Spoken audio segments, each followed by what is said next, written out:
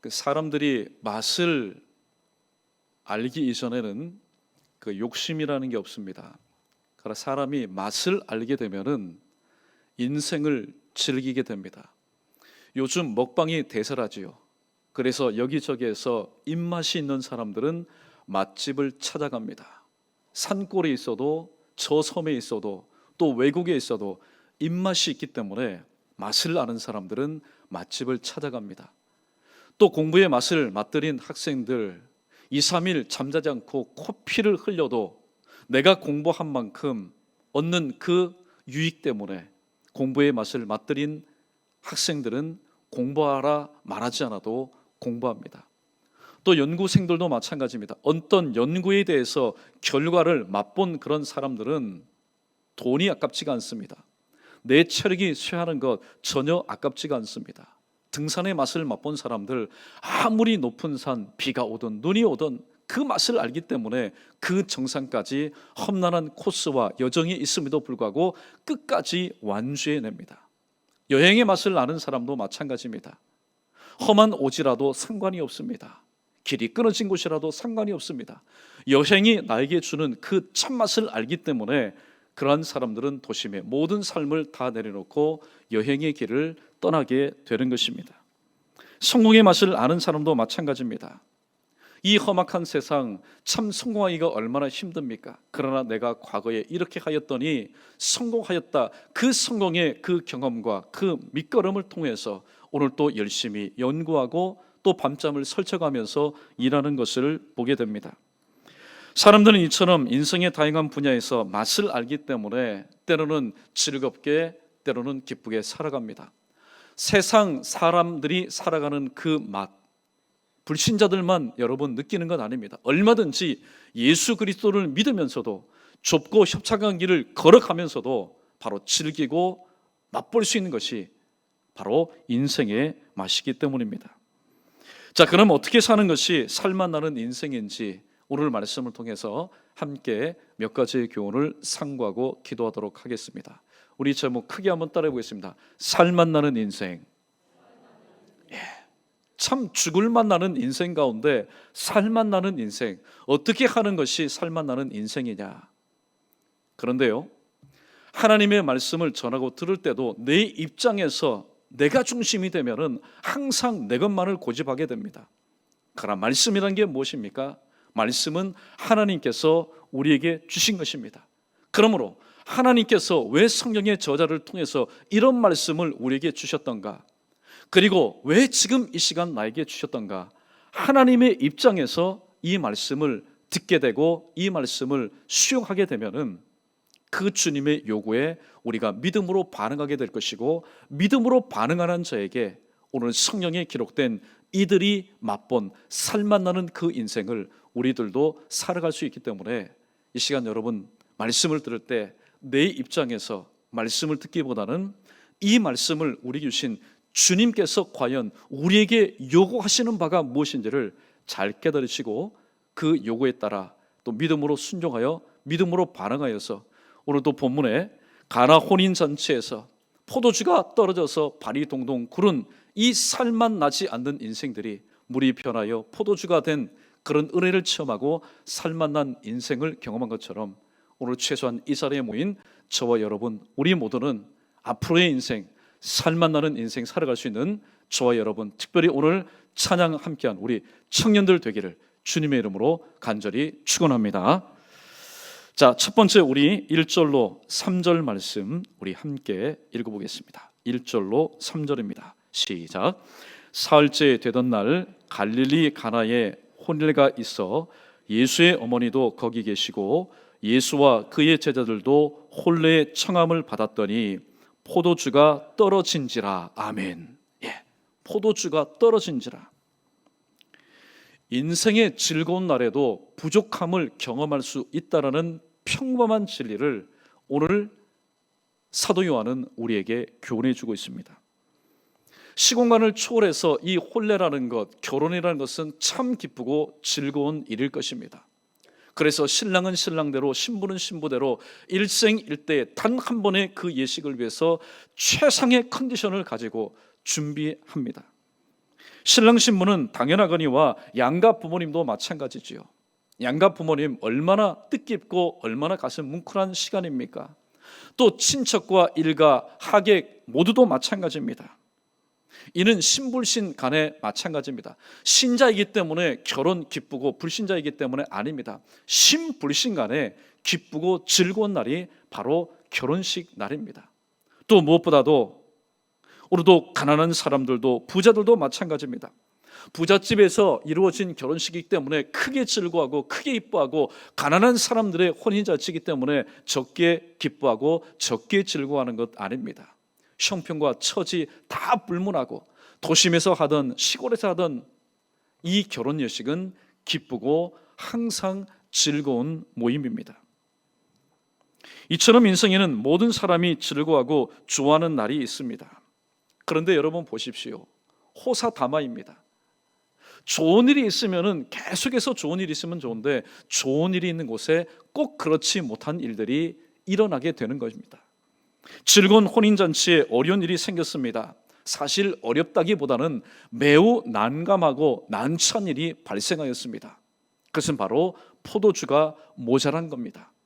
풍족하게 넉넉하게 차고 흘러넘쳐야 될 이 포도주가 시간이 지나면서 점점 문제가 되었습니다. 사실 포도주가 모자란다는 것은 2000년 전에 가나의 혼인잔치 그 석상에 있었던 사람들만이 느끼게 될 그런 문제가 아니라, 솔직히 이것은 바로 오늘 저와 여러분 우리의 인생의 문제이기도 합니다. 우리는 항상 이처럼 삶 속에서 뜻하지 않게 부족한 현상이 일어남을 우리는 알아야 됩니다. 이해하고 들으십시오. 풍족했습니다. 그 무엇 하나 부족한 것이 없었습니다. 그래서 남편도 아내도 자녀도 하고 싶은 것 마음대로 하였습니다.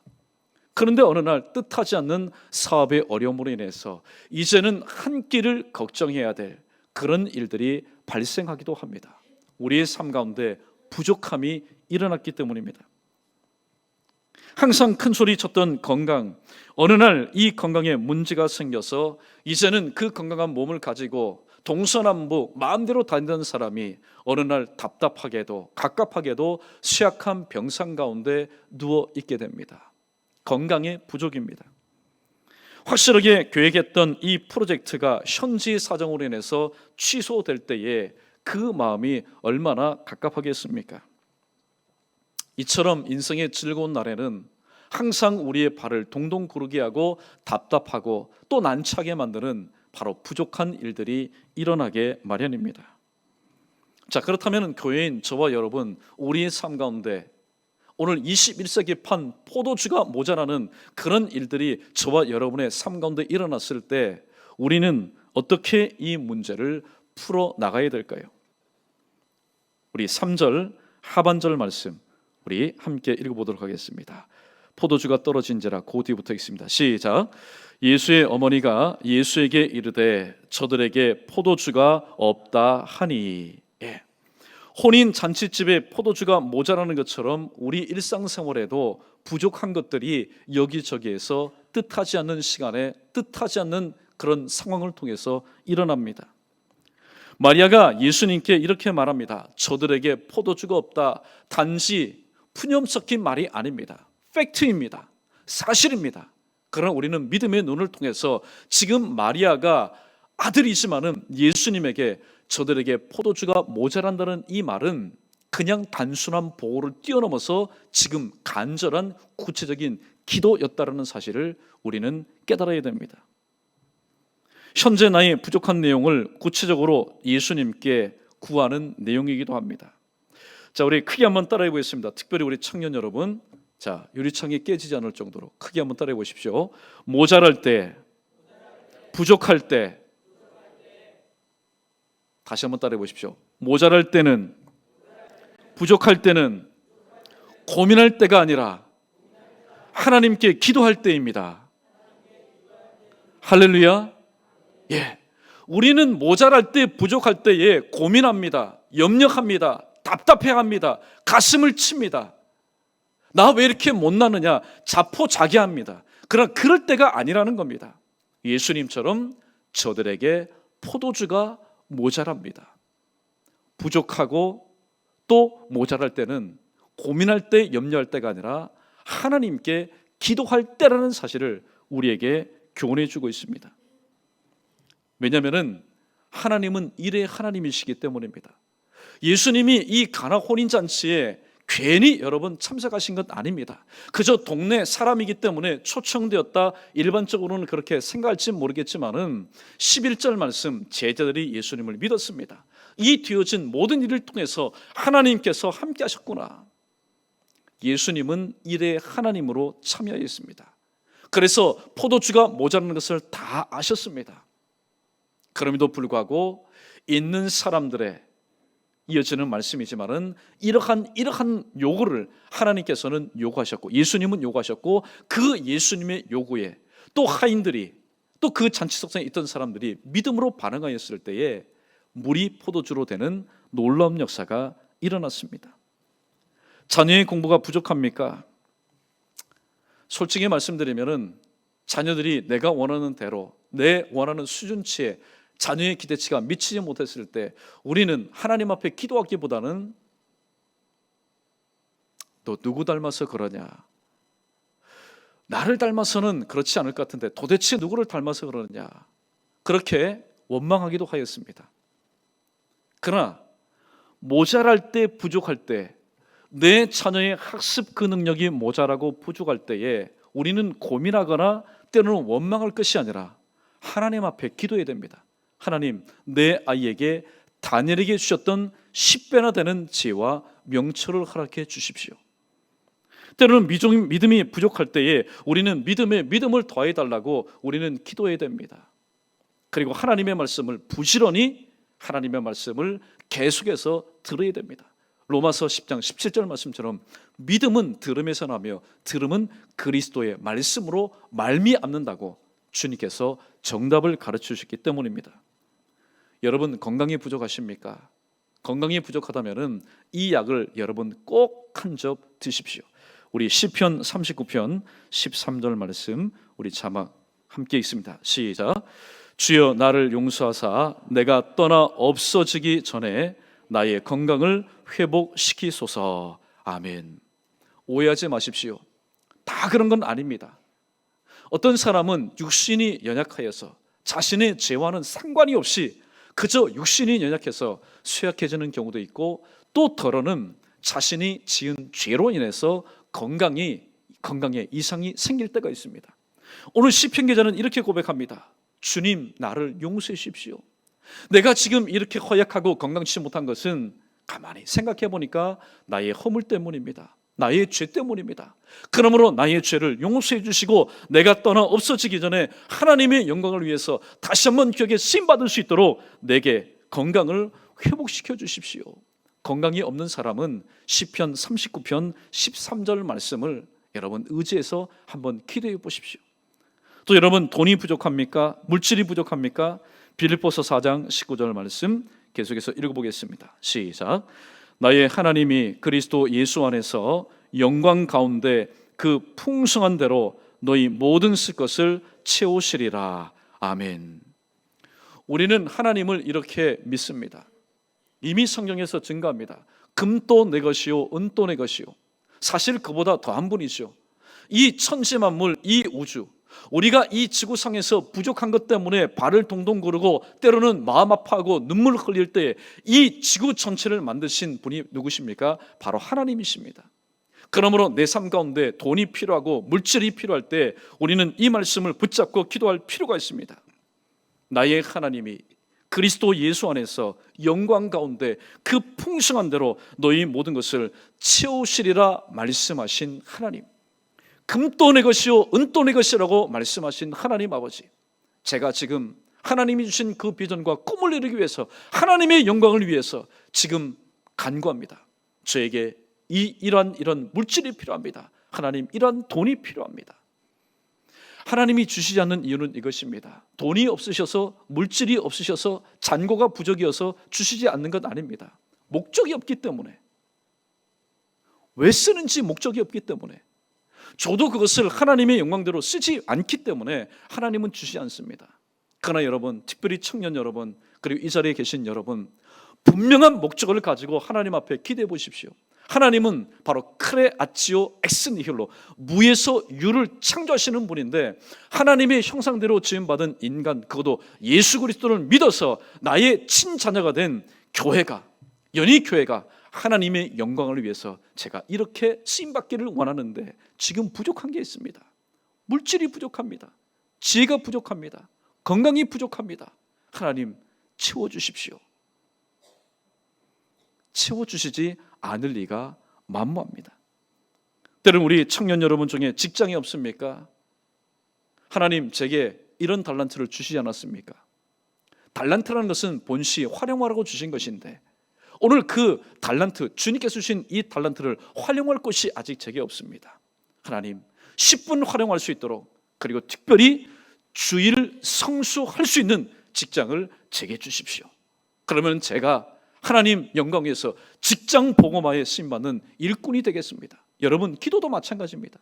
지난번에 말씀드린 것처럼 우리가 구체적으로 응답받지 못하는 것은 구체적으로 하나님 앞에 기도하지 못한 연고입니다. 하나님 앞에 구체적으로 한번 기도해 보십시오. 왜 직장이 필요한지 직접 한번 기도해 보십시오.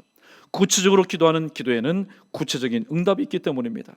특별히 우리 부모님 된 분들, 또 우리 청년들이 많은데 배우자가 여러분 없습니까? 배우자를 위해서도 기도해 보십시오. 특별히 우리 여자 청년 같은 경우에는 하나님 보아스와 같은, 이삭과 같은, 아브라함 같은 그런 믿음의 배우자를 제게 허락해 주십시오. 또 우리 청년들 같은 경우에는 리브가 같은 그리고 브리스길라와 같은 그런 배우자를 제게 허락해 주셔서 믿음의 가정을 이루게 하시고, 가정이 무너지는 이 세상 가운데서 바로 축소된 교회인 가정을 다시 한번 반듯하게 세워나갈 수 있도록 하나님 저에게도 짝꿍을 주십시오. 돌배피를 허락해 주십시오. 사랑하는 성도 여러분, 내 삶 가운데 모자란다는 것, 부족한다는 것은 여러분 절대로 나쁜 게 아닙니다. 그런데 우리는 세상에 이런 논리 가운데서 살다 보니까 다른 사람들이 가지고 있는 것 내가 없다, 다른 사람들에게 풍족한데 내게 모자라고 부족하다, 그 자체를 나쁘다라고 생각합니다. 그래서 과소평가하게 됩니다.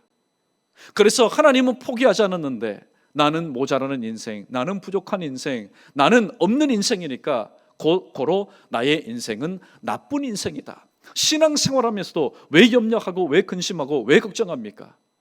세상 사람들이 보는 관점에 의해서 내 자신을 바라보기 때문입니다. 그러나 다시 한번 말씀드립니다. 결코 모자라는 것, 부족한 것은 나쁜 것이 아닙니다.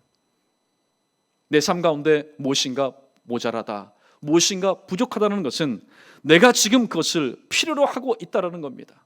내가 지금 살아있다는 겁니다. 그런데 하나님은 어떤 분이십니까? 나의 필요를, 나의 모자람을, 나의 부족함을 채워주시는 하나님이시기 때문이십니다. 그러므로 우리는 오늘 5절에 기록된 말씀처럼 예수님의 말씀은 무슨 말씀이든 간에 우리는 믿고 순종할 필요가 있는 것입니다. 우리 5절 계속해서 함께 읽어봅니다. 시작. 그의 어머니가 하인들에게 이르되 너희에게 무슨 말씀을 하시든지 그대로 하라 하니라. 아멘.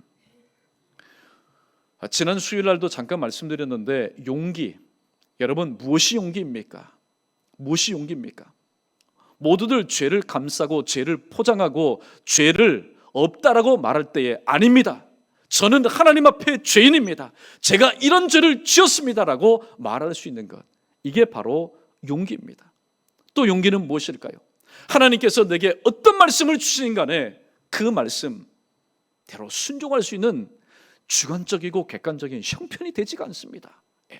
그런 입장이 되지 않습니다. 상황이 되지 않음에도 불구하고 주님 말씀 믿고 순종하겠다라고 나아가는 것, 이게 바로 진정한 용기인 겁니다. 그의 어머니가 하인들에게 이르되 너희에게 무슨 말씀을 하시는지 그대로 하라. 그대로 하라는 얘기는 용법에 보니까 단순 과거 명령입니다. 지금 바로 그렇게 하라는 겁니다. 말씀을 믿고 순종하는 것, 또 믿음으로 기도하는 것, 이게 바로 믿음으로 살아가는, 믿음으로 살만나는 인생을 살아가는 방법입니다. 예수님의 말씀은 이것입니다. 자, 돌항아리 6에 물을 채워라. 아구까지 채웠습니다. 하인들이 아구까지 치웠다는 것은 끝까지 순종하였다는 것을 의미하고 있습니다. 일반적으로 어렵고 힘들고 이해가 되지 않는 말씀이 있을 때에 우리는 어떠한 반응을 보입니까? 어렵습니다. 힘듭니다. 만만치가 않습니다. 이해가 되지 않습니다. 대번 나타나는 심적인 반응은 뭡니까? 염려합니다. 염려합니다. 그 염려는 종종 이러한 질문으로 나오지요. 내가 할 수 있을까? 우리가 할 수 있을까? 우리의 가정이 과연 해낼 수 있을까? 우리 청년부가 해낼 수 있을까? 우리 연희교회가 해낼 수 있을까? 하나님의 말씀 앞에, 하나님의 명령 앞에 질문, 퀘스천 마크를 붙이는 것은 그것은 의심입니다. 야고보는 이렇게 말합니다. 야고보서 1장 6절로 7절 말씀 함께 읽어봅니다. 시작. 오직 믿음으로 구하고 조금도 의심하지 말라. 의심하는 자는 마치 바람에 밀려 요동하는 바다 물결 같으니 이런 사람은 무엇이든지 주께 얻기를 생각하지 말라. 아멘.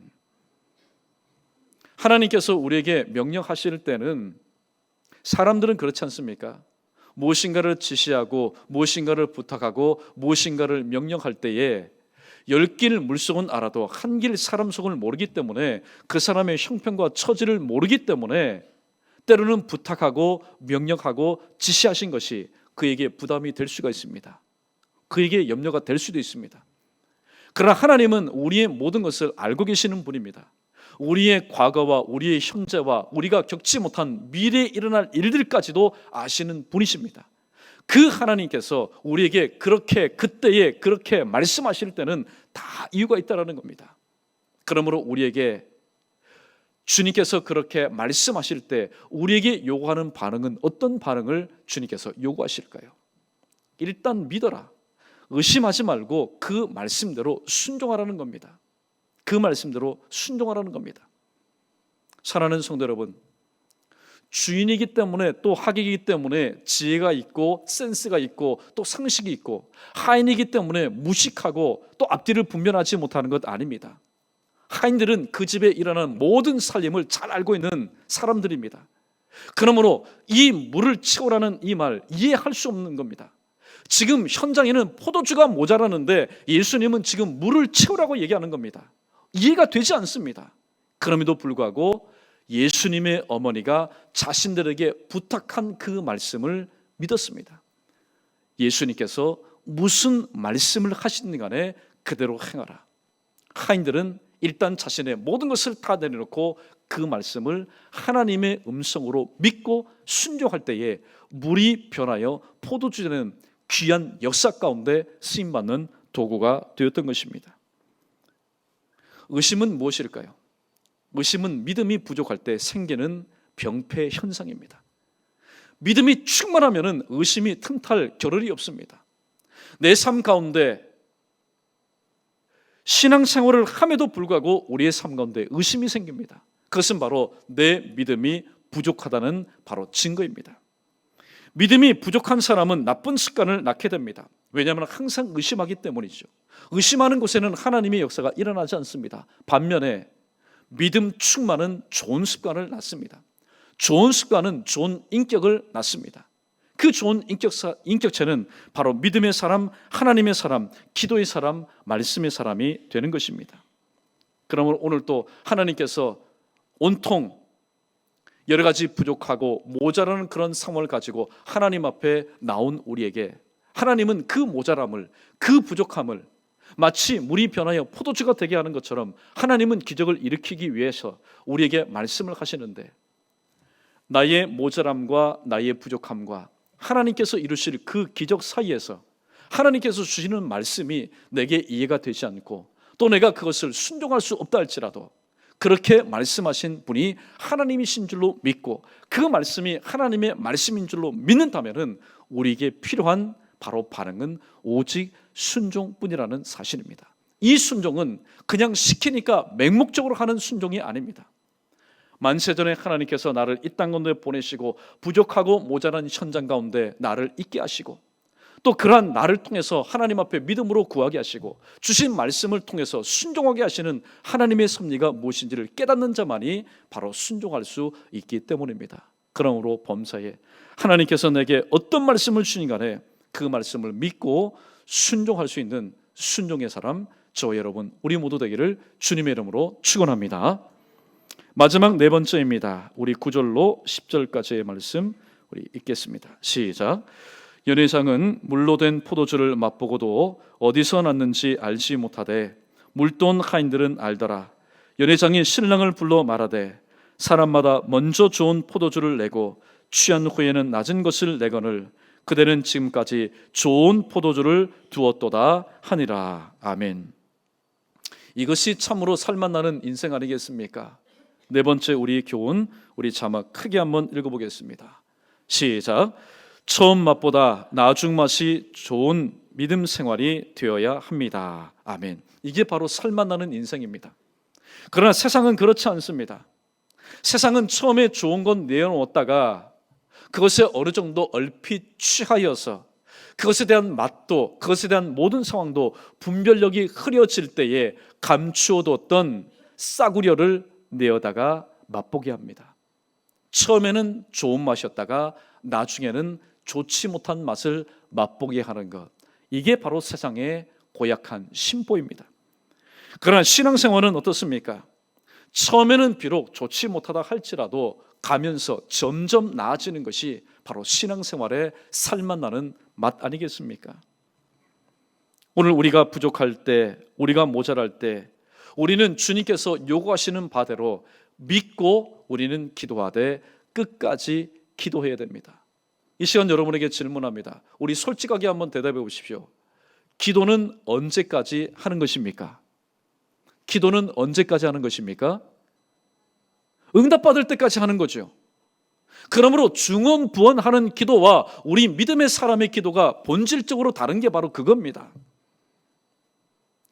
반복해서 기도하는 것은 절대로 중언부언하는 기도가 아닙니다.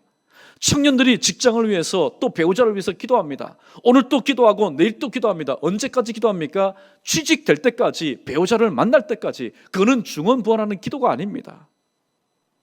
우리의 기도는 바로 믿고 기도 응답받을 때까지 끝까지 기도하는 자가 되어야 됩니다. 또 부족하고 모자랄 때에 우리는 하나님께서 내 양심 가운데, 내 삶 가운데 던져주신 그 말씀을 하나님의 말씀인 줄로 믿고 우리는 순종해야 됩니다. 물이 포도주로 되는 이 신비적인 체험, 누구나 할 수 있는 것 같지만은 성경은 말씀합니다. 절대로 누구나 체험할 수 있는 것이 아니다. 바로 하나님의 말씀을 믿고 믿음으로 기도하고 그 말씀에 순종하는 자만이 체험할 수 있는 신비적인 기적이라고 말씀하고 있습니다. 오늘 겸하여 여러분에게 몇 가지 말씀을 함께 나누기를 원합니다. 물론 저에게 먼저 주시는 말씀이죠. 하나님은 오늘 또 새벽잠이 많은 나에게, 새벽잠이 많은 우리에게 새벽을 깨우라, 새벽 기도하라 그렇게 명령합니다. 새벽잠이 많은 사람이 볼 때 하나님 다른 명령은 모르겠습니다. 선교하라, 가서 순교하라, 그 말씀도 제가 순종하겠습니다. 그런데 제가 새벽잠이 많은 것 주님 아시죠? 새벽을 깨우라는 말씀은 제발 하지 마십시오. 아닙니다. 전도하라. 하나님 저 아시죠? 제가 다른 잔재주는 참 많은데 제가 사람을 만나면은 대인 기피증이 있습니다. 그러므로 다른 요구는 제가 순종하겠는데 제발 사람 만나서 전도하라는 말씀은 제게 주지 마십시오. 아닙니다. 온전한 주일 성수를 하라. 하나님, 제가 지금 많이 바쁜 것 주님도 아시잖아요. 하나님 모르는 것 아닙니다. 우리가 일상생활 가운데 주일까지 일해야 되는 것을, 우리의 바쁨을 하나님도 아십니다. 그럼에도 불구하고 주일은 어떤 날입니까? 주님께서 저와 여러분을 위해서 십자가에 못 박혀 죽으셨다가 3일 만에 부활하신 주님의 부활의 날입니다. 주님의 날입니다. 로즈데이입니다. 마이데이가 아닙니다. 그렇기 때문에 주일은 구별되이 하나님 앞에 지켜야 됩니다. 온전한 11조를 하라. 하나님 아시죠? 제가 지금 온전한 11조 하는 것 믿음으로 하고 있습니다. 마음으로 하고 있습니다. 근데 지금 아직 하지 못합니다. 여러분, 하나님께서 우리에게 명령하실 때 여러분 보십시오. 새벽 기도하라, 전도하라, 온전한 죄 성수하라, 때로는 온전한 11조를 하라. 지금 내 형편과 나의 이 체질을 보아서는 도무지 순종할 수가 없습니다.